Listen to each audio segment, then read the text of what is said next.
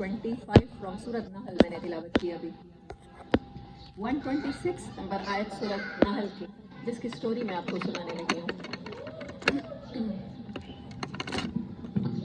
Profit सल्लल्लाहु अलैहि वसल्लम के कंपेनियंस तो बहुत से हैं।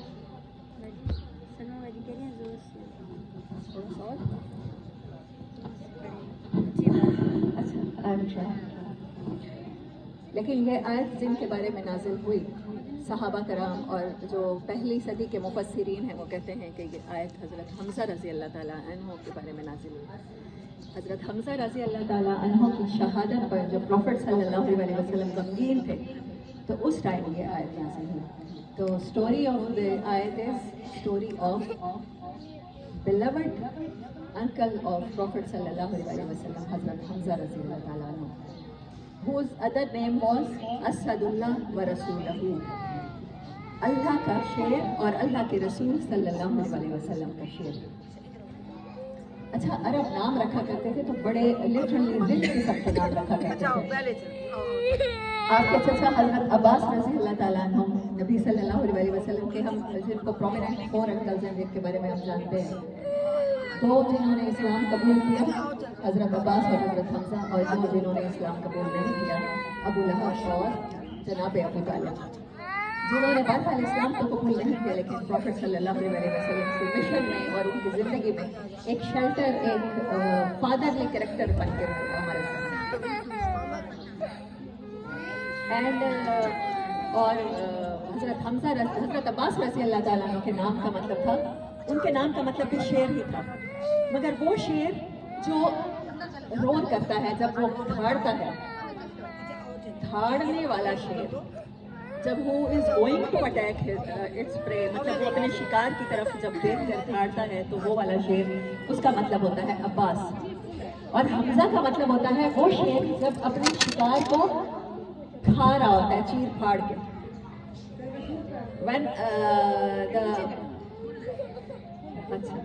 when the मतलब वो जो लायन है अपना शिकार उस टाइम खा रहा होता है तो उस टाइम की कैफियत को हमज़ा कहते हैं, और आप वही थे। और ये नाम साबित कर रहा है जो नबी सल्लल्लाहु अलैहि वसल्लम ने उन्हें लक़ब दिया, जो अल्लाह ताला ने उन्हें लक़ब दिया असदुल्लाह व असदुर रसूल। वो अल्लाह के भी शेर थे और अल्लाह के रसूल सल्लल्लाहु अलैहि वसल्लम के भी शेर थे। तो ये टाइटल कोई आम टाइटल नहीं है, और सैयदुश शुहदा है। क़यामत तक जितने भी शहीद आएंगे और क़यामत के दिन जो शहीद जन्नत की तरफ लीड किए जाएंगे और उनको उनका गिरोह जन्नत की तरफ चल रहा होगा, तो हज़रत हमज़ा रज़ी अल्लाह ताला अन्हु ही होंगे जो उस गिरोह को लीड कर रहे होंगे। सो उन्हें इतना बड़ा टाइटल जो मिलता है तो फिर उनकी ज़िंदगी के बारे में जानने की क्यूरियोसिटी होती है ना, ऐसी कौन सी ज़िंदगी गुजारी कि अल्लाह के शेर कहलाए। उनके नाम का मतलब भी शेर था और उनको टाइटल भी शेर का मिला, और उनको सैयदुश शुहदा, शहीदों में से भी सबसे सरदार शहीदों का वो टाइटल मिला। तो उसके लिए उनकी ज़िंदगी को जानने की कोशिश करते हैं।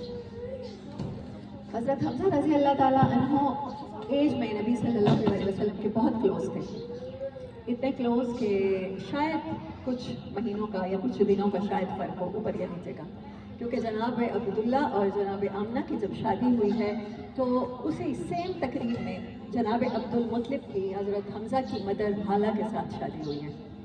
हाला एज अ कॉमन नेम आप देखेंगे, मतलब सहाबियात और सहाबा की स्टोरीज में हाला नेम बार बार आएगा। अच्छा, तो वहाँ पर उसी तकरीब में शादी हुई है, तो हज़रत हमज़ा की एज नबी सल्लल्लाहु अलैहि वसल्लम के ऑलमोस्ट बिल्कुल सेम थी। फिर उसके बाद सुवैबा लौंडी थी जिनका दूध पिया, दूध शरीक भाई भी है नबी सल्लल्लाहु अलैहि वसल्लम के, एज में सेम हैं, चचा हैं, दूध शरीक भाई हैं, और मदर की तरफ से, माँ की तरफ से, वालदा की तरफ से हज़रत हमज़ा की वालदा जो हैं प्रॉफिट सल्लल्लाहु अलैहि वसल्लम की वालदा की फर्स्ट कज़न है। तो आप सल्लल्लाहु अलैहि वसल्लम के मैटरनल कज़न भी हैं, दूध शरीक भाई भी हैं, एज फेलो भी हैं, फ्रेंड भी हैं, चचा भी हैं। ये इतने सारे रिश्ते उनकी मोहब्बत नबी सल्लल्लाहु अलैहि वसल्लम से बताने के लिए काफ़ी है, क्योंकि बहुत से रिश्ते होते हैं हमें प्यारे होते हैं, हमारे बहुत से बुज़ुर्ग हमें प्यारे होते हैं, लेकिन जो दोस्ती का ताल्लुक है ना, वो उसमें एज कहीं ना कहीं मैटर करती है। हमारी दोस्ती उन्हीं اپنے خالاؤں سے، انہیں پھوپھیوں سے، انہیں چچوں سے، انہیں ماموں سے ہو رہی ہوتی ہے، جو ہم سے ایج میں کہیں نہ کہیں تھوڑے سے کم ان کا ڈفرینس ہوتا ہے، گیپ کم ہوتا ہے. تو یہ ساری چیزیں تھیں. اور حضرت حمزہ کی شخصیت ایسی تھی، مطلب فزیکلٹی اگر میں ان کی بتاؤں تو وہ ٹال، ہینڈسم، بہت خوبصورت، بہت ہینڈسم اور ٹال، لمبے اونچے، اس طرح کے جوان تھے. اور وہ بہت زیادہ ریلیجیس نہیں تھے، بہت شکار کے شوقین، مطلب ایڈونچرس. اگر میں ان کی پرسنالٹی کے لیے ایک ورڈ بولوں کہ ایڈونچرس، تو وہ ایڈونچرس تھے. ان کا ٹائم جب نبی صلی اللہ علیہ وسلم نے کفار کو دعوت دی، اپنے خاندان کو دعوت دی، تو وہاں کہیں حضرت حمزہ نظر نہیں آتے. He was not present in the Makkah. Most of the time he was not present in the Makkah. اچھا، اب آواز آ رہی ہے سب کو؟ چلیں چلیں، I will try my best کہ میں یہی رکھوں مائک کو. اچھا، تو بہت ساری زندگی، مطلب جب نبی صلی اللہ علیہ وسلم کو صفا پہ چڑھ کے دعوت دے رہے ہیں کہ ایک طرف اگر میں کہوں لشکر آ رہا ہے تو کیا مانو گے، تو اس بات میں بھی حضرت حمزہ رضی اللہ تعالیٰ عنہ نظر نہیں آتے ہمیں سین میں بھی. تو وہ اتنے ایبسنٹ کیوں تھے ان سارے سینیریو سے؟ کیونکہ وہ شکار کر کے چلے جایا کرتے تھے. اور حضرت حمزہ کو شوق تھا کہ وہ شکار جو کوئی نہیں کر سکتا وہی میں کروں، موسٹ ڈینجرس اینیملس کا، اور اس میں شیر کا شکار. تو اس طرح کے شکار کے شوقین اور ایڈونچرس، اور جب وہ مکہ میں آیا کرتے تھے تو تمام اہل مکہ ان کے گرد اکٹھے ہو جایا کرتے تھے اور ان سے سٹوریز سنا کرتے تھے. جیسے ایک کوئی وارئر ہوتا ہے، ایک لیجنڈری ہیرو ہوتا ہے، اس کے گرد اکٹھے ہوتے ہیں، تو ایسے لوگ اکٹھے ہو کر حضرت حمزہ کو سنا کرتے تھے، یوتھ خاص طور پہ، ینگسٹرز خاص طور پہ. ایسے ہی کسی دن کا واقعہ ہے کہ حضرت حمزہ رضی اللہ تعالیٰ عنہ شکار کر کے تشریف لائے ہیں. تو کوہ صفا سے عبداللہ بن جدعان کی لوڈی جو دیکھ رہی تھی، کوئی سین انہوں نے دیکھا ہے اور انہوں نے کہا ہے کہ آج آپ کا بھتیجا بڑے شکاری بنے پھرتے ہو، بڑے بہادر بنے پھرتے ہو، اور پتہ بھی ہے کہ تمہارے بھتیجے کے ساتھ آج کیا ہوا ہے. شی ٹیل دا سینیریو، اس نے پورا کا پورا واقعہ سنایا حضرت حمزہ کو. اور وہ واقعہ یہ تھا کہ ابو جہل who was the chieftain of بنو مخزوم، بنو مخزوم کا سردار تھا ابو جہل، جو اسلام کے سے پہلے ابو الحکم کہلایا کرتا تھا، اور جس کے بارے میں نبی صلی اللہ علیہ وسلم نے دعا مانگی تھی کہ اللہ اسلام کو طاقت عطا کر 2 عمر میں سے کسی ایک عمر کے اسلام لانے سے. ایک حضرت عمر بن خطاب اور دوسرا عمر بن حشام. اس کا نام عمر بن حشام تھا، اور ابو الحکم فادر آف وزڈم کہلایا کرتا تھا، دانائی کا باپ. تو وہ بنی مخزوم کا سردار، جب بھی نبی صلی اللہ علیہ وسلم کی عادت تھی کہ آپ کو ٹائم ملتا تھا تو آپ، مطلب ٹائم سے مراد ہے جب آپ دیکھتے تھے کہ یہ قریش کے یہ بدتمیز لوگ ارد گرد نہیں ہیں، تو آپ اپنی نمازیں خانہ کعبہ میں ادا کیا کرتے تھے. بہت سے لوگ جو ایمان نہیں رہے تھے بنو ہاشم میں سے بھی، لیکن وہ نبی صلی اللہ علیہ وسلم کو بڑی اسٹرانگ قسم کی ٹرائبلزم تھی عربوں میں، اور وہ اس ٹائم پہ پروٹیکٹ کیا کرتے تھے. لیکن اس دن کوئی بھی نہیں تھا آپ کا خیال کرنے کے لیے، اور ابو جہل کو نبی صلی اللہ علیہ وسلم اکیلے خانہ کعبہ میں نظر آئے. اس نے پتھر اٹھایا ہوا تھا ہاتھ میں، اور اس کا ارادہ تھا کہ جب آپ صلی اللہ علیہ وسلم سجدے میں جائیں گے تو میں آپ کا سر مبارک کو چلتا ہوں. اور جیسے ہی وہ پتھر لے کر آگے بڑھا ہے تو پھر وہ اچانک سے ڈر کے پیچھے ہٹا ہے، جیسے کوئی چیز آگے دیوار آ جاتی ہے، ایسے ہی دیوار نظر تو نہیں آ رہی تھی ظاہر ہے کسی کو، تو وہ آگے نہیں بڑھ سکا اور پتھر پھینک کے بھاگ گیا. تو سارے لوگوں نے پوچھا کہ تمہارے ساتھ کیا بنا؟ اس نے کہا کہ مجھے آگ نظر آئی ہے. تو نبی صلی اللہ علیہ وسلم نے بعد میں بتایا کہ اگر وہ آگے آتا تو جبرائیل اسے قتل کر دیتے، ہلاک کر دیتے. تو وہ ہٹ گیا، لیکن ہٹنے کے بعد بھی وہ اپنے ارادوں سے باز نہیں آیا، ڈرا نہیں. اس نے پھر زبانی کلامی نبی صلی اللہ علیہ وسلم کو ابیوز کرنا شروع کر دیا. مطلب جسمانی ٹارچر تو وہ نہیں کر سکا، تو پھر اب اس نے اپنا کھسیانہ پر اور اپنا غصہ اس طرح سے اتارا کہ نبی صلی اللہ علیہ وسلم کو ورڈز کے ساتھ ہرٹ کیا. اور آپ صلی اللہ علیہ وسلم کی عادت تھی کہ آپ خاموش رہ کر سنا کرتے تھے، اور اس ٹائم پر کوئی بھی موجود نہیں تھا بنو ہاشم میں سے جو اس کو جواب دیتا یا اس کو شٹ اپ کراتا، اور نبی صلی اللہ علیہ وسلم سر جھکا کے اس کی ساری بکواس سنتے رہے. اب وہ عبداللہ بن جدعان کی لوڈی جو کوہ صفا سے دیکھ رہی تھی، خانہ کعبہ جانے کا اتفاق ہو، اللہ کرے بار بار ہم سب کو حج اور عمرے کی سعادت نصیب ہو. تو صفا مروہ اور صحن حرم میں تھوڑا سا فاصلہ ہی ہے نا، اگر کوئی وہاں پر کھڑے ہو کر کوئی کھڑا ہو تو اونچائی سے سارا سین نظر تو آ رہا تھا. تو وہ دیکھ رہی تھی تو حضرت حمزہ کو اس نے کہا کہ تم تو اپنے شکار کی داستانیں اور اپنی بہادری کی داستانیں سناتے ہو اور تمہارے بھتیجے کو آج ابو جہل نے یہ سب کہا ہے. اور اس کے کہنے کی وجہ بھی یہی تھی کہ بنو ہاشم اور بنو مخزوم میں ایک جیسے ہوتا ہے نا مسابقت کمپٹیشن چل رہا ہوتا ہے.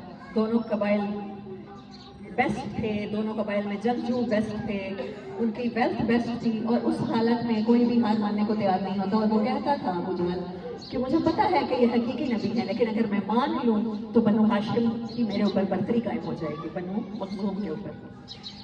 اچھا, تو حضرت حمزہ رضی اللہ تعالیٰ نے کہا کہ کیا ہوا ہے؟ انہوں نے کہا کہ آپ کے بھتیجے کو آج آ کر ابو جہل نے یہ ورڈز بولے ہیں.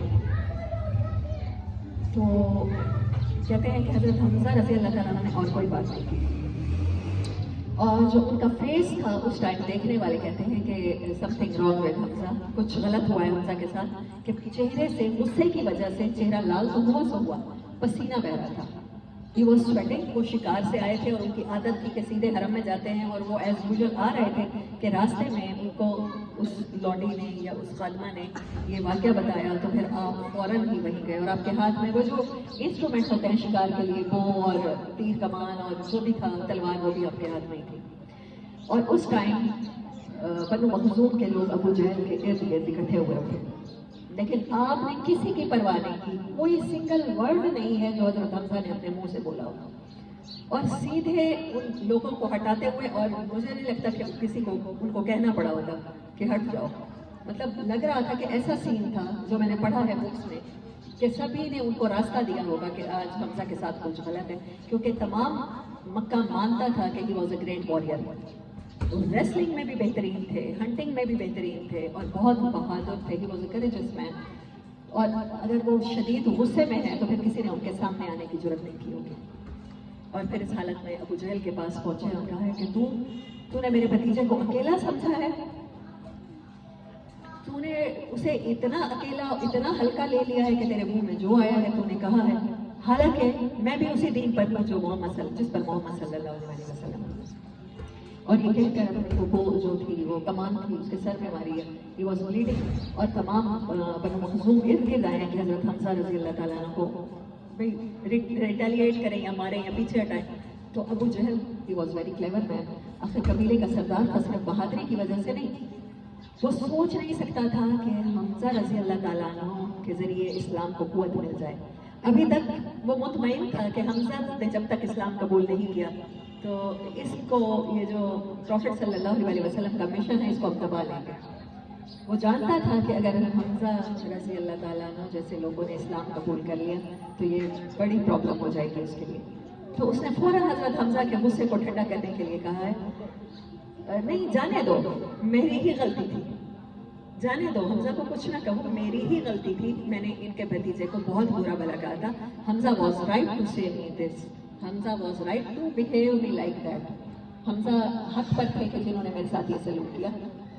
فوراً اس نے حضرت حمزہ رضی اللہ تعالیٰ عنہ کی توجہ دوسری طرف کرنے کی کوشش کی ہے کہ میں تو بہت لینینٹ ہوں, مجھ سے غلطی ہو گئی ہے, اور میں ایسا انسان ہوں کہ اپنی غلطی فوراً ماننے والوں میں سے. اور حضرت حمزہ رضی اللہ تعالیٰ عنہ اسی وقت گئے ہیں نبی صلی اللہ علیہ وسلم کے پاس اور کہا ہے, بھتیجے خوش ہو جاؤ کہ میں نے آپ کا بدلہ لے لیا.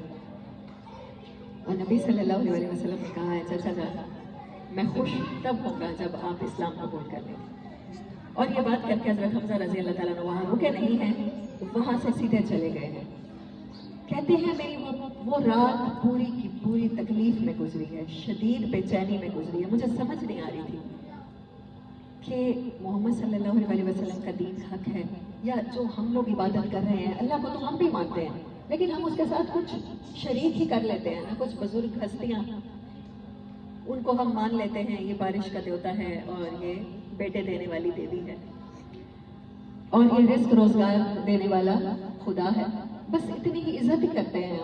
کہتے ہیں میں پوری رات بہت بے چین رہا, اور میری زندگی کی وہ سب سے مطلب میں سوچنے والا بندہ نہیں تھا. ہی از اے مین آف ورک, مطلب وہ کرنے والے لوگوں میں سے تھے, بہادر تھے, مطلب وہ فلسفی نہیں تھے, وہ سوچنے والے, اتنا زیادہ سوچنے والے انسان نہیں تھے. تو ایسے انسان کو جب کنفلکٹ ہو کے اپنے ہی دین کے بارے میں ڈاؤٹ ہو جائے تو ان کی رات کا آپ اندازہ کر سکتے ہیں کیسے گزری ہوگی.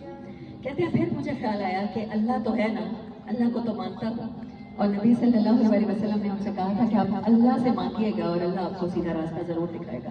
کہتے ہیں پھر میں نے نا رات کے کسی پہر اٹھ بیٹھا میں, اور میں نے اللہ سے دعا کی کہ اللہ تعالیٰ تو رب ہے, اگر محمد صلی اللہ علیہ وسلم میرے بھتیجے کا دین سچا ہے تو میرے دل میں یہ بات ڈال دے, اور اگر غلط ہے تو پھر مجھے اس الجھن سے نجات دے. کہتے ہیں نبی صلی اللہ علیہ وسلم دار ارقم میں تشریف فرما تھے تو حضرت حمزہ رضی اللہ تعالیٰ عنہ وہاں گئے ہیں اور کہا کہ اشہد اللہ انک اصدق, آپ سچے ہیں, میں اس بات کی گواہی دیتا ہوں. اور پروفٹ صلی اللہ علیہ وسلم کی خوشی کا آپ اندازہ کر سکتے ہیں, جن کو دشمنوں کے اسلام لانے سے خوشی ہوتی ہو, کوئی اپنا جان سے پیارا, کوئی دوست, کوئی قریبی, کوئی بھائیوں جیسا, تو جب وہ اسلام لائے ہیں. اور وہ ان کا جو وقت پہلے شکار گاہوں میں گزرتا تھا اور ایڈونچرز میں گزرتا تھا, اب حضرت حمزہ کو جب بھی فرصت ملتی تھی وہ دار ارقم میں آتے تھے. وہ یہ مطلب جیسے کوئی ایڈمیشن لے لیتا ہے نا, گاٹ ایڈمیشن ان دار ارقم, وہ آ کے وہاں پڑھنے کی کوشش کرتے تھے, دین سیکھنے کی کوشش کیا کرتے تھے. ان کے چند دن بعد, 3 دن بعد, کچھ ہسٹورینز کہتے ہیں 3 دن بعد اور کچھ کہتے ہیں کچھ شاید ویکس بعد حضرت عمر رضی اللہ تعالیٰ عنہ نے اسلام قبول کیا. تو یہ پرسنالٹی تھی حضرت حمزہ رضی اللہ تعالیٰ عنہ کی بیفور اسلام, اور ان کی بہادری نے اسلام کو اتنی تقویت بخشی. نبی صلی اللہ علیہ وسلم اور بہت سے صحابہ نے ہجرت کی ہے اور چھپ کے ہجرت کی, لیکن حمزہ رضی اللہ تعالیٰ عنہ گئے ہیں خانہ کعبہ میں اور اعلان کیا ہے. خانہ کعبہ واز دا پلیس ایسی ہی جگہ تھی جیسے ہم کہیں جا کر اپنی ساری مطلب اسٹیج, کسی جگہ کو ہم کسی شہر میں اسٹیج سمجھتے ہیں اور وہاں جا کے بات کرتے ہیں, مرکز ہوتا ہے شہر کا, تو ایسے ہی عرب کیا کرتے تھے. اور وہاں جا کے اعلان کیا ہے کہ میں ہجرت کرنے والا ہوں, تو کوئی مجھے روکنا چاہتا ہے یا کوئی مجھ سے لڑنا چاہتا ہے تو پلیز مجھے روکے, مجھ سے لڑائی کر لیں اور مجھے روک لیں. میں چھپ کے نہیں جا رہا, میں بتا کے جا رہا ہوں, میں مدینہ مکہ چھوڑ کے جا رہا ہوں, گھر چھوڑ کے جا رہا ہوں تو اپنا جا رہا ہوں, رشتے دار چھوڑ کے جا رہا ہوں تو اپنا جا رہا ہوں. لیکن اس کے باوجود بھی کوئی مجھ سے لڑنا چاہتا ہے تو اوپن چیلنج ہے, مجھے لڑیں اور روک لیں, مجھے فزیکلی روک کے دکھا دیں کوئی. تو پورے مکہ میں کسی میں اتنی جرت نہیں تھی جو حضرت حمزہ کے ساتھ آ کے اس ٹائم لڑائی کا چیلنج قبول کرتا. آپ مدینہ تشریف لائے ہیں, نبی صلی اللہ علیہ وسلم نے انصار میں سے صحابہ جو مدینہ کے رہنے والے تھے ان کے ساتھ مواخات کے رشتے قائم کیے ہیں, مہاجرین صحابہ کے. لیکن حمزہ رضی اللہ تعالیٰ عنہ کا مواخات کا رشتہ حضرت زید بن حارثہ کے ساتھ قائم کیا ہے. حضرت زید بھی فیملی تھے نبی صلی اللہ علیہ وسلم کی. He was adopted son of prophet صلی اللہ علیہ وسلم, زید بن حارثہ. میں نے حضرت زینب کی اسٹوری یا سورہ احزاب میں آپ لوگوں کو ڈیٹیل میں بتایا ہے. ان کے ساتھ حضرت حمزہ رضی اللہ تعالیٰ عنہ کا رشتہ نبی صلی اللہ علیہ وسلم نے قائم کیا اور دے لیو ٹوگیدر. غزوہ بدر میں حضرت حمزہ رضی اللہ تعالیٰ عنہ نے شرکت کی ہے, اور اس دن کہتے ہیں کہ حضرت حمزہ رضی اللہ تعالیٰ عنہ نے شتر مرغ کا, آسٹرچ کا پر جو ہے وہ اپنے سینے پہ لگایا ہوا تھا, اور ان کے پاس تھا. کبھی وہ اپنے ہیلمٹ پہ لگاتے تھے اور ٹوپی پر کے جو کوٹ پہنا ہوتا ہے نا پروٹیکشن لینے کے لیے اس پر, اور کبھی اپنے چیسٹ پہ لگاتے تھے. جیسے ہمارے ہاں جو ہنٹرز ہوتے ہیں, ہم نے دیکھا ہے کبھی انہوں نے ہرن کے سر ٹانگے ہوتے ہیں دیواروں میں ڈرائنگ روم کی, ہم نے نہیں تو ہمارے بڑوں نے ضرور ٹانگے ہوئے تھے, تو ہم نے دیکھے ہوئے ہیں ایسے. اور کوئی شیر کا شکار کر لے تو اسے ٹرافی بنا کے ضرور سجاتا ہے. تو حضرت حمزہ رضی اللہ تعالیٰ نے اس پر کو ویسے یوز کیا کرتے تھے. اور بدر کی بیٹل میں 313 صحابہ کے ساتھ لڑنے والوں کی پہلی صف میں نبی صلی اللہ علیہ وسلم نے انہیں لشکر کا سپہ سالار بنا کے کھڑا کیا. اور اس سے پہلے بھی 2 لڑائیاں ہوئی ہیں, ایک ابوا کے مقام پہ ہوئی ہے, اور یہ ہوا تھا کہ جب یہ سارے لوگ ہجرت کر کے مدینہ آئے ہیں تو پیچھے سے ان کے گھر بار کو مکہ والوں نے خوب لوٹا ہے. ظاہر ہے اکیلے گھر پڑے تھے تو انہوں نے موج بنائی ہے. تو نبی صلی اللہ علیہ وسلم نے اجازت دی تھی کہ جب ان کے قافلے ابو جہل یا ابو سفیان لے کر گزرا کرتے تھے شام کی طرف, تو آپ ان کو لوٹ سکتے ہیں, اپنا مال واپس لے سکتے ہیں. ایک دفعہ حضرت حمزہ رضی اللہ تعالیٰ عنہ نے وہ شرکت کی ہے, اور پھر ایک دفعہ قافلہ 300 لوگوں کو لے کر گزر رہا تھا, اور حضرت حمزہ کے ساتھ صرف 30 سوار تھے, اور 30 سواروں کے ساتھ انہوں نے ابوا کے مقام پر اس قافلے کا راستہ روکا. اور وہاں سے بھی جیت کر آئے ہیں. اور غزوہ بدر میں حضرت زید رضی اللہ تعالیٰ عنہ کے پاس اور ان کے پاس ایک ہی اونٹنی تھی جس پر یہ دونوں سوار تھے، کیونکہ یہ دونوں بھائی بنے تھے، یہ دونوں اکٹھے رہ رہے تھے. اور حضرت حمزہ نے وہ پر لگایا ہوا تھا، کبھی ہیلمٹ پر اور کبھی سینے پر. اور حضرت حمزہ رضی اللہ تعالیٰ عنہ کی خصوصیت تھی کہ آپ ایٹ سیم ٹائم دونوں ہاتھوں سے تلوار چلایا کرتے تھے. مطلب دائیں ہاتھ میں تو طاقت ہوتی ہے نا، اگر کوئی لیفٹ ہینڈر ہے تو پھر اس کے لیفٹ میں ہوتی ہے، لیکن حضرت حمزہ رضی اللہ تعالیٰ عنہ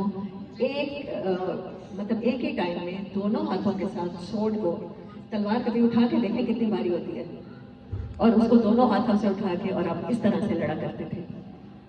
اور آپ نے لڑا ہے اور اتنا خوبصورت لڑا ہے کہ he was man of the match, he was looking like man of the match. اور کفار کی عورتیں بھی ان کے ساتھ آئی ہوئی تھیں، اور ان لوگوں کو تو تھا کہ ہم 1000 ہیں تو ہم یہ 300 درہم کو کرش کر کے رکھ دیں گے، تو بیٹل فیلڈ کے بعد ہم لوگ جشن منانے والے ہیں اپنی فتح کا، تو اس کے لیے ڈرمرز اور گانے والیاں اور ایسی خواتین. اور وہ کہتی ہیں کہ جو اس ٹائم جنگ میں شرکت کر رہے تھے یا جو دیکھنے والے دیکھ رہے تھے، وہ کہہ رہے تھے کہ ان کے بجائے حضرت حمزہ ہیرو نظر آ رہے تھے جنگ کے. اور 70 سے زیادہ کفار شہید ہوئے، 71 یا 72 یا آلموسٹ 70، جس میں ابو جہل بھی مارا گیا ہے، اور ابو سفیان کی بیوی ہندہ، ان کا کوئی رشتہ دار بھی مارا گیا ہے. تو بعد میں ان لوگوں نے قسم مانی اور اس نے منت مانی کہ میں حمزہ کا کلیجہ چبا کر کھاؤں گی، مطلب کھاؤں گی کیا، نکلوں گی کیا، شاید تھرو کر دوں گی لیکن چباؤں گی ضرور. اور اس کے 1 سال بعد بدلے کے لیے انہوں نے احد کے میدان میں آئے ہیں مسلمانوں سے مقابلہ کرنے کے لیے. اور حضرت حمزہ اس دن بھی ہیرو تھے. آپ نے شہید ہونے سے پہلے تقریباً 30 یا 31 لوگوں کو مارا ہے. یہ کوئی کم تعداد نہیں ہے ایک بندے کے ساتھ. آپ ان کے ایمان کی قوت چیک کریں اور ان کی بہادری چیک کریں. He was a great warrior. اور وہ ایسے لڑ رہے تھے کہ ہر طرف حضرت حمزہ ہی نظر آ رہے تھے. نبی صلی اللہ علیہ وسلم کا فرمان ہے حضرت ام عمارہ کے بارے میں کہ میں جدھر دیکھتا تھا مجھے ام عمارہ، حضرت نصیبہ جن کا نام تھا، وہ نظر آتی تھی، دائیں بھی بائیں بھی آگے بھی پیچھے بھی. She was protecting. اور حضرت ام عمارہ اور حضرت ام سلیم کا بیان ہے کہ ہمیں ہر طرف حمزہ ہی نظر آ رہے تھے. اور وحشی جنہوں نے حضرت حمزہ کو شہید کیا، وہ اس ٹائم کسی پتھر کی آڑ لے کر بیٹھے تھے، کسی چٹان کے پیچھے چھپ کر. وہ بندہ بیٹھا تھا اور وہ کہتا ہے کہ مجھے فیس ٹو فیس ان کا سامنا کرنے کی میرے اندر ہمت نہیں تھی، اور ایسے لگ رہا تھا کوئی شیر دھاڑ رہا ہو جنگ. اور ہی واز پینٹنگ، مطلب ہانپ رہے تھے، اور ہانپنے کی آواز اور آپ کے نعروں کی آواز، کیونکہ جھنڈا بھی آپ کے ہاتھ میں پروفیٹ صلی اللہ علیہ وسلم نے دیا، سپہ سالار بھی آپ کو بنایا، اور آپ لڑ بھی اتنی بہادری کے ساتھ رہے تھے کہ مین آف دا میچ اور ہیرو نظر آ رہے تھے. تو دیکھنے والے کہتے ہیں کہ بہت خوبصورت لڑائی تھی جو ہم نے دیکھی اس دن حمزہ کی. لیکن ہندہ کا کوئی بھی جو اس جنگ میں بدر میں مر گیا تھا، تو ان لوگوں نے قسم کھائی تھی کہ حمزہ کو شہید کرنا ہے اور حمزہ کا کلیجہ نکال کے چبانا ہے. اور جو وحشی کا آقا تھا اس نے بھی اس کو اس شرط پہ آزاد کرنا تھا کہ اگر تم حمزہ کو مار دیتے ہو تو تم آزاد ہو. اس زمانے میں غلاموں کو آزادی کی قیمت دینی پڑتی تھی نا، تو آزادی کی قیمت حضرت حمزہ کی زندگی تھی وحشی کی. اور وہ حبشہ سے تعلق رکھتا تھا، تو حبشہ کے لوگ نیزے بازی میں ماہر ہوتے ہیں. حضرت عائشہ رضی اللہ تعالیٰ عنہ نے جس دن عید کے موقع پر کہا ہے کہ میں دیکھتی ہوں تماشا باہر جو نیزے لے کر آئے ہوئے تھے، تو وہ حبشہ کے ہی رہنے والے تھے. تو وہ چٹان کے پیچھے چھپ کر بیٹھا رہا، اور پھر وہ کہتے ہیں کہ میں ویٹ کر رہا تھا کہ حضرت حمزہ کا کوئی اینگل اس طرح کا مجھے ملے کہ میں آپ کے سینے میں یہ نیزہ اتاروں کہ کوئی چانس باقی نہ رہے آپ کی زندگی کا. اور کہتے ہیں کہ ایک دفعہ آپ نے تلوار اوپر اٹھائی ہے، مطلب لڑتے ہوئے ہاتھ اوپر بھی ہوتا ہے نیچے بھی جاتا ہے، تو کہتے ہیں تلوار اوپر اٹھائی ہے تو مجھے موقع مل گیا ہے کہ آپ کی چیسٹ کیوٹی میرے سامنے ظاہر ہوئی ہے. وہ زرہ ہوگی تھوڑی سی اوپر ہوئی ہوگی تو میں نے تاک کے نیزہ مارا ہے، اور وہ آپ کے سینے کے آر پار تھرو باڈی. اور پھر حضرت حمزہ رضی اللہ تعالیٰ عنہ کہتے ہیں کہ اس حالت میں بھی حضرت حمزہ پلٹ کے میری طرف بڑھے مارنے کے لیے، اور میں ڈر رہا تھا اور میں اسی چٹان کے پیچھے چھپ رہا تھا. لیکن کتنی دیر انسان उस नेज़े के साथ, मतलब वो बहुत लोहे का कोई इतना मोटा रॉड तो होगा ना शायद, या शायद इससे कम हो, लेकिन बहरहाल उसका आगे तो आपने देखा हुआ होगा, सिख यूज करते हैं उसे बहुत ज्यादा, या आपने कोई एवेंजर्स मूवीज या कोई भी देखी हुई हो तो आपको अंदाजा होगा कि किस तरह से ये हथियार होता है। तो वो लगा है और उसके साथ भी हजरत हमजा रजी अल्लाह ताला अन्हु बढ़ते रहे हैं और जिसके साथ लड़ रहे थे उसके साथ भी लड़ाई तमाम की है और वैशी की तरफ भी बढ़े हैं, लेकिन रास्ते में गिर गए हैं और शहीद हो गए हैं। फिर उसके बाद उनके जिस्म मुबारक के साथ जो किया है काफरों ने कि नबी सल्लल्लाहु अलैहि वसल्लम जब उहद के शुहदा को पहले तो मुसलमानों को उहद में फतह नसीब हुई थी ना, लेकिन नबी सल्लल्लाहु अलैहि वसल्लम ने वो जो 50 तीर अंदाज दरे के पीछे छोड़े थे, उनको कहा था कि अगर तुम देखना कि परिंदे हमारी बोटियां नोच के खा रहे हैं तब भी अपनी जगह ना छोड़ दो, लेकिन उन्होंने समझा कि अब तो जंग जीती गई है, उन्होंने जगह छोड़ दी थी। और हजरत खालिद बिन वलीद जिन्होंने जो अभी तक मुसलमान नहीं हुए थे, उनकी स्ट्रेटजी थी वो पीछे से हमला आवर की और वो हुए, और फिर इतनी भगदड़ मची कि नबी सल्लल्लाहु अलैहि वसल्लम भी अकेले रह गए और उनका वो जो हेलमेट था खून था आपके दंदान मुबारक में गया, शहीद हुआ। हजरत मुसअब बिन उमैर गज़वा उहद के शहीद हैं दूसरे बहुत बड़े, और हजरत अब्दुल्ला बिन जहश, यानी मुसलमानों का बहुत ज़्यादा नुकसान हुआ। 70 ऑलमोस्ट मोर देन 71 और 72 शहीद हुए हैं। लेकिन हजरत हमजा रजी अल्लाह ताला अन्हु सैयदुश शुहदा हैं, इसलिए आपकी शहादत कोई आम शहादत नहीं थी। उन्होंने आपके पूरे जिस्म को जिस तरह से छोटे छोटे पीसेस में काटा है और फिर उसके बाद वो आपका जो लिवर है निकाल के चबाया है।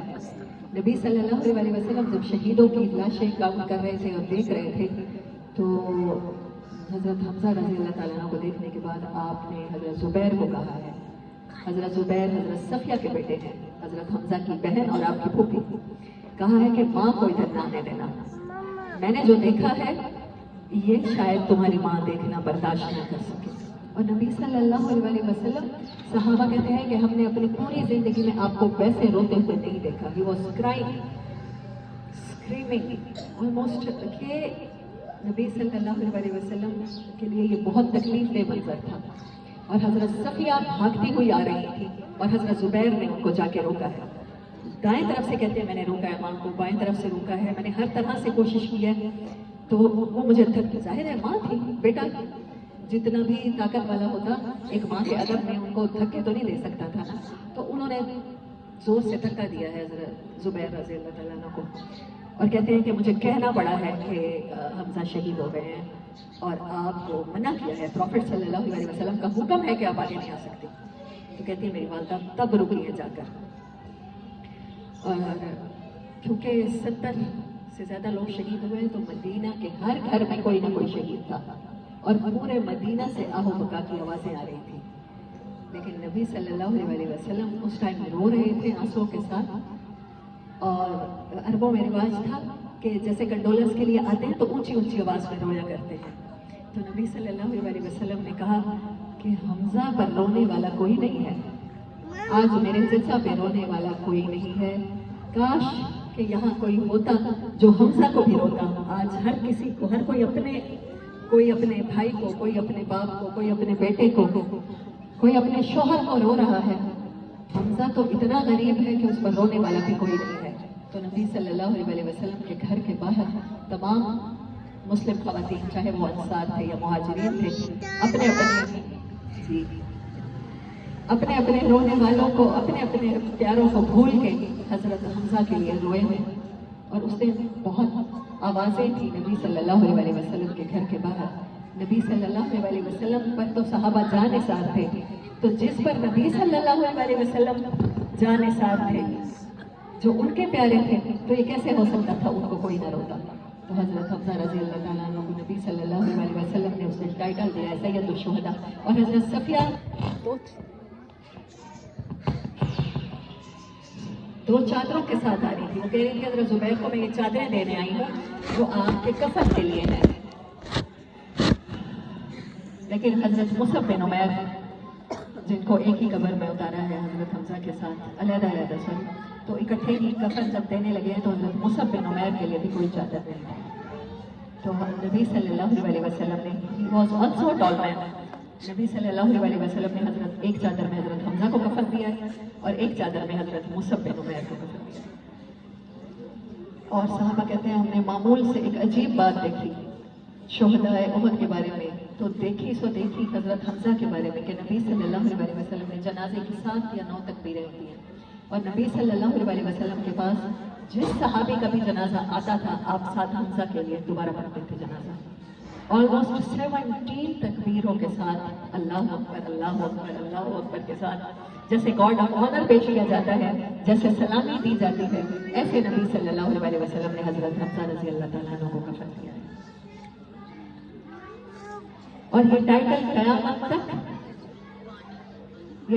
قیامت تک اس امت کے شہیدوں میں سے، امت کے شہیدوں کے سردار کا ٹائٹل حضرت حمزہ رضی اللہ تعالیٰ عنہ کے نام ہے۔ بعد میں حضرت حمزہ کے قاتلوں کو بھی نبی صلی اللہ علیہ وسلم نے معاف کر دیا، ہندا کو بھی معاف کر دیا، وحشی کو بھی معاف کر دیا، لیکن اتنا ضرور کہا کہ وحشی اب میرے سامنے کبھی نہ آنا، میں تمہیں دیکھ نہیں سکتا، رحمت اتنی زیادہ ہے۔ ہاں میں آیت کی سٹوری آپ کو سنا رہی تھی، یہ آیت سورۃ نحل کی، نبی صلی اللہ علیہ وسلم نے جب یہ حضرت حمزہ رضی اللہ تعالیٰ عنہ کی لاش کی بے حرمتی اور یہ سلوک دیکھا ہے تو کہا ہے کہ میں ان کے 70 لوگوں کو اسی طرح سے شہید کروں گا، اور تمام مسلمان غم و غصے میں تھے کہ 1 سال پہلے ہم نے بھی جنگ کی ہے، ان کے بھی لوگ شہید ہوئے ہیں، ہم نے ان کو لاشیں اٹھا جانے دی ہیں، ہم نے اس کے بعد باقی جو قیدی بن گئے تھے ہم نے ان کو بھی چھوڑ دیا ہے، لیکن انہوں نے ہمارے ساتھ یہ کیا سلوک کیا ہے۔ مطلب جنگ کے اصولوں ایتھکس کے خلاف ہے نا، بیسک ماڈلز کے خلاف ہے کہ آپ دشمن کے ساتھ بھی یہ سلوک کریں۔ تو اس کے اوپر سورۃ نحل کی یہ آیت نازل ہوئی ہے، صحابہ کرام فرماتے ہیں آیت نمبر 26 یہ حضرت حمزہ رضی اللہ تعالیٰ عنہ کے بارے میں نازل ہوئی ہے۔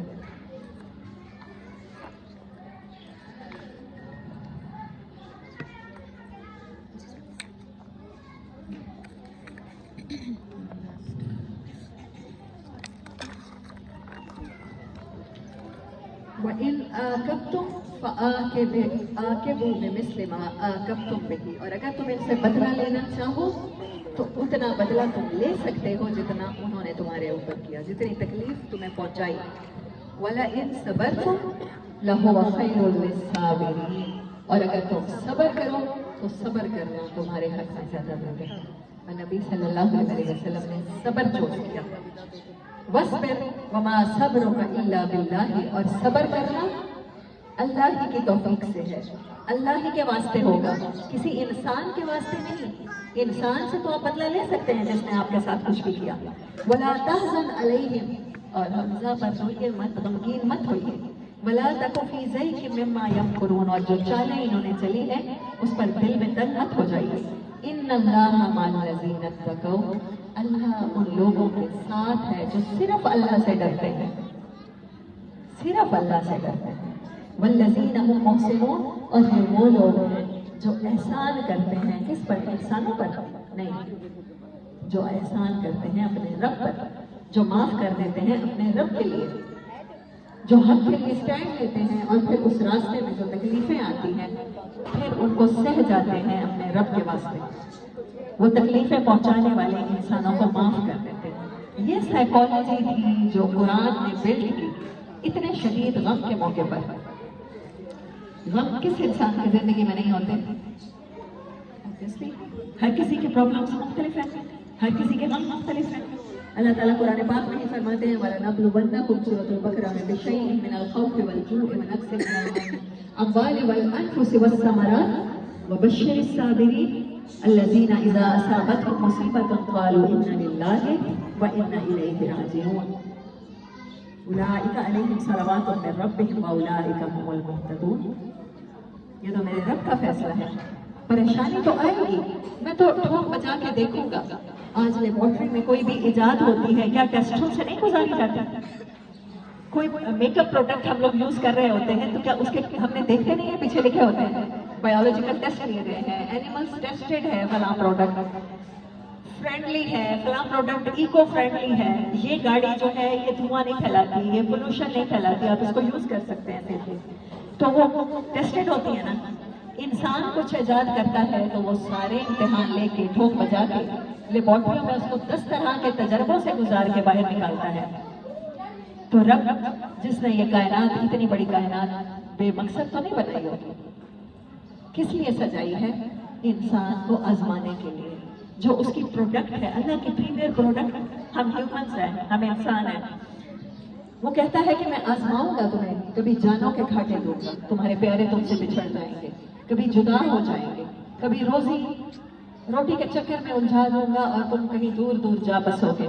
جن کے بغیر صبح نہیں ہوتی تھی، جن کو دیکھ کے بغیر شام نہیں ہوتی تھی، وہ تمہیں 2-3 مہینے 2-3 سال نہیں نظر آیا کریں گے.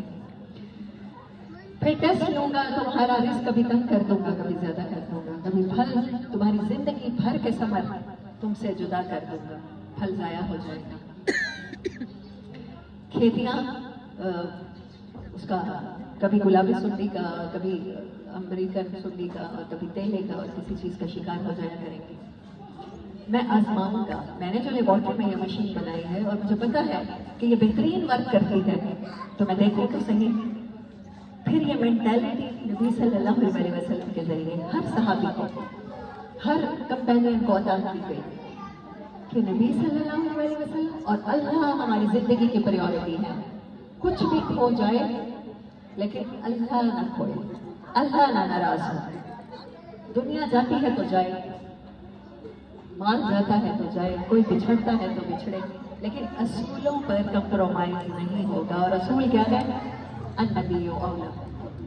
نبی صلی اللہ علیہ وسلم کی حدیث مبارک ہے کہ تم میں سے کسی کا ایمان اس وقت تک کامل نہیں ہو سکتا. حضرت عمر رضی اللہ تعالیٰ عنہ ہے، کہتے ہیں یا رسول اللہ آپ مجھے سب سے پیارے ہیں، میرے والدین سے، میری اولاد سے، لیکن میری اپنی جان سے بڑھ کے نہیں ہے.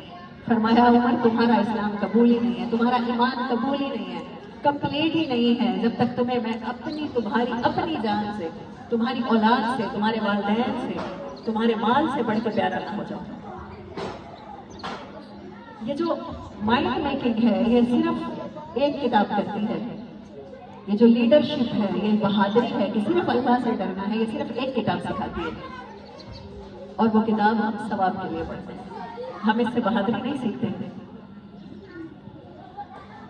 ہمارے پاس پروفیٹ صلی اللہ علیہ وسلم کی پوری تاریخ ہے، پوری سیرت ہے، پوری سنتیں ہیں. ہمیں میدانوں میں جا کر لڑنا نہیں ہے، ہمیں معاشرت، ہمیں زندگی ان کی طرح گزارنی ہے، ہم اس کی طرح تیار نہیں ہے. ہمارے اندر اتنا کریج بھی نہیں ہے کہ جان دینا تو دور کی بات، ہم کمپرومائز ہی نہیں کر سکتے اپنے رسم و رواج پر، اپنے پہننے پر، اپنے اوڑھنے پر. ہم دنیا کی جس ریس میں لگ گئے ہیں ہم اس ریس کو چھوڑنے کو تیار نہیں ہیں. ہم سمجھتے ہیں کہ برے حالات میں رہ جانا، اور برے حالات میں اگر کسی کو کوئی کہے نا کوئی پریشانی ہے، فلاں کے ہسبینڈ کی ڈیتھ ہو گئی، فلاں کے ہسبینڈ نے دوسری شادی کر لی، یہ ہمارے غم ہیں، بہت بڑے بڑے غم ہیں. ہسبینڈ نے بے وفائی کر دی تو پھر کیا کہا جاتا ہے؟ صبر کرو، اللہ اسے ہدایت دے گا. ہم دعا کریں گے اور صبر کریں گے. صبر برے حالات کے ساتھ کمپرومائز کا نام نہیں ہے. صبر برے حالات میں اللہ کے حکم کو پورا کرنے کا نام ہے، اور اس پورا کرنے میں چاہے پھر جان جائے، چاہے پھر کچھ بھی جائے. جان سے بڑھ کے تو کچھ نہیں ہو سکتا نا، جان تو آخری چیز ہے. اس راستے میں اگر جائے تو پھر اس راستے میں ثابت قدمی کے ساتھ ڈٹے رہنا، اور صرف اللہ کے لیے اللہ کے دشمنوں کو معاف کرتے چلے جانا، وہ صبر کرنا. ہماری ڈیفینیشن آف صبر غلط ہے. ہماری ڈیفینیشن آف تقویٰ، جب اللہ کہتا ہے اتق اللہ، تو ہم اس کا ترجمہ کرتے ہیں اپنی زبانوں میں اللہ سے ڈرو. اللہ سے ڈرتے ڈرتے ہم یہ بھول گئے ہیں اس کا ترجمہ ہوتا ہے صرف اللہ سے ڈرو. جب صرف اللہ سے ڈریں گے تو یہ پوری کی پوری کانوٹیشن ہی بدل جاتی ہے. پھر کسی کا ڈر باقی نہیں رہتا آپ کی زندگی میں. پھر ہم میں سے ہر ایک حق کی گواہی دینے کے لیے تیار ہو جاتا ہے.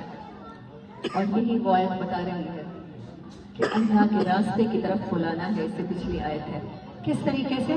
اپنے عمل سے بلانا ہے. اللہ نے کہا بہترین نصیحت کرنا. بہترین نصیحت زبان سے تو نہیں ہو سکتی، تقریروں سے تو نہیں ہو سکتی. جب تک میں کسی خاص حالات میں، کسی خاص فیلڈ میں ایکسیلنس نہیں شو کروں گی. آپ میری بات کیوں سنیں گے؟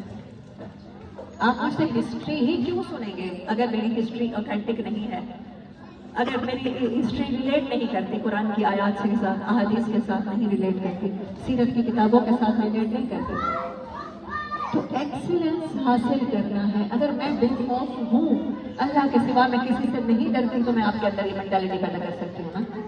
اگر مجھے پتا ہے کہ صرف اللہ سے ڈرنا ہے، تو میں آپ کو بتا سکتی ہوں شیورٹی کے ساتھ کہ اللہ کے سوا آپ کو کوئی نقصان نہیں پہنچا سکتا۔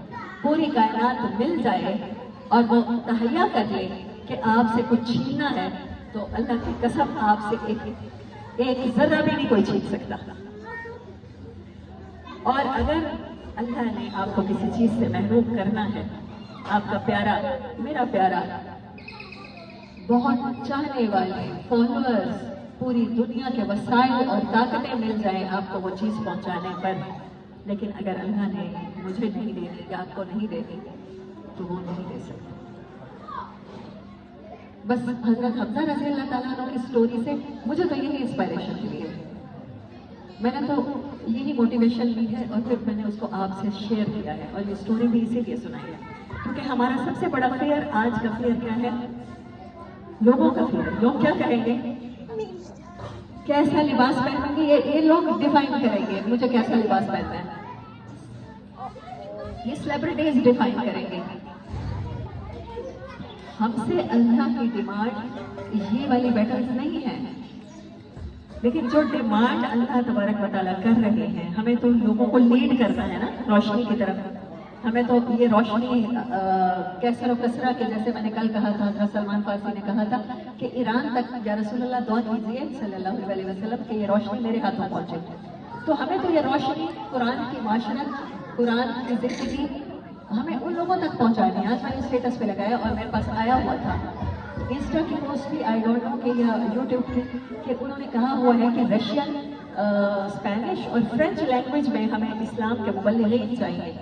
لاکھوں لوگ ہیں جو اسلام کی لائٹ کے لیے ترس رہے ہیں، لیکن ہم لینگویج کے بیریئرز کی وجہ سے، تو والنٹیئرز انہوں نے مانگے، ہم تو ابھی انگلش کو عبور نہیں کر پائے، ابھی تو ہم نے اس کو بیریئر بنا لیا ہے، ان لوگوں تک زبان کو بیریئر بنا لیا ہے کہ جہاں تک پہنچنا چاہیے یہ کافروں کی زبان ہے، یہ نہیں سیکھنی چاہیے۔ تو جب تک ہم قرآن کو نہیں سیکھیں گے تو اس روشنی کو کیسے پہنچائیں گے دوسروں تک؟ یہ جو ٹھیکیداری ہم نے لے لی ہے پیدائشی مسلمان گھرانوں میں پیدا کر کے، کیا اللہ نے بائی چانس ہمیں پیدا کر دیا ہے؟ نہیں، بائی پلان پیدا کیا ہے۔ ہم میں سے ہر ایک کو اللہ نے بائی پلان ایک مسلم گھر میں پیدا کیا ہے، مسلم آئیڈینٹی کے ساتھ پیدا کیا ہے، کیونکہ اللہ کو ہم سے امید ہے کہ ہم اس کا پیغام، اس کی روشنی ان گھروں تک لے جائیں گے جہاں بہت تاریکی ہے، جہاں انسانیت سسک رہی ہے، جہاں انسانیت انتظار میں ہے روشنی کی، خوشیوں کی، آسانیوں کی۔ ہم کیسے لے کر جائیں گے جب ہم نے اس کتاب کو بند کر کے رکھ دیا ہے؟ برکتیں ہوں، کبھی کسی کے گھر میں کوئی پرابلم چل رہی ہو تو قرآن خوانی کرا لیتے ہیں، کبھی کسی کے روزگار کا مسئلہ ہے تو آفس کی پرابلم آ گئی ہے، جاب یا کاروبار میں نقصان ہو رہا ہے تو پھر قرآن خوانی کرانی چاہیے یا آیت کریمہ پڑھ لینی چاہیے، یا کسی کے نے نیا گھر بنایا ہے، نیا آفس بنایا ہے، نئی دکان بنائی ہے تو قرآن پاک پڑھ لینا چاہیے ثواب کے لیے۔ اور پھر کسی کوئی دنیا چھوڑ کے چلا گیا ہے تو اس کو پیچھے سے ثواب پہنچ جائے۔ قرآن جو بھی ایک لفظ پڑے گا، نو ڈاؤٹ اس کے بغیر سمجھے بھی ایک ایک حرف سے 10 نیکیاں ملتی ہیں، تو وہ اس کو نیکیاں پہنچا دیتے ہیں۔ یہ زندگی گزارنے کی کتاب ہے، سوری ٹو سے، یہ زندگی گزارنے کی کتاب ہے۔ یہ وہ ہدایت ہے جو ہم ہر نماز کی ہر رکعت میں، 5 نمازیں ہیں اور ان میں جتنی بھی رکھتے ہیں تو ہر رکعت میں اور کوئی سورت پڑھی جائے یا نہ پڑھی جائے فرضوں میں، لیکن سورت فاتحہ پڑھی جاتی ہے، اور ہم مانگتے ہیں اللہ ہمیں ہدایت عطا فرما، اور یہ ہدایت ہمارے پاس پہنچ چکی ہے۔ یہ وہ لائٹ ہے جو ہم نے سجا کے طاقوں میں بند کر کے رکھ دی ہے۔ جب لوڈ شیڈنگ ہوتی ہے، جب گھر میں روشنی نہیں ہوتی، اچانک سے لائٹ چلی جاتی ہے، اور آپ اس ٹائم میں بیٹریاں نہ جلائیں، یا آپ کے گھروں میں لائٹ کے کنیکشن ہوں، پورے گھر میں کنیکشن ہو، لیکن ہم اتنی زحمت بھی نہ کریں کہ بٹن نیچے کریں۔ تو یہ سلوک ہم نے کر رکھا ہے قرآن پاک کے ساتھ۔